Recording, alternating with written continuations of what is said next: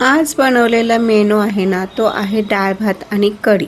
तर इथं आज आपली कढीची रेसिपी मी दाखवते.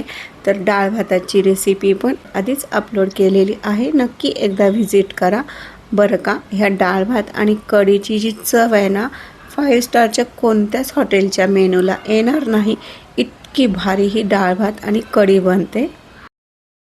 रेसिपी साधी सोपी आहे. मस्त आंबटसर दही घ्यायचं, बेसन घालायचं, मीठ साखर घालायचं, छान असं घोटून घ्यायचं. ग्लास 2 ग्लास इथे पाणी घालायचं. तुपाची फोडणी करा. जिरे मोहरी फोडणीला द्यायचे. हिंग हळद फोडणीला घालायचे. मिरची घालायची आहे. ठेचलेला छान लसूण फोडणीला घालायचे. चुरून थोडीशी कढीपत्त्याची पाने घालायचे. खमंग अशी ही फोडणी कढीला बसली की ही कढी एक नंबर होणार. 4 मिनटं उकळू द्यायचं आणि गरमागरम प्यायला घ्यायचं. बघा कशी लागते.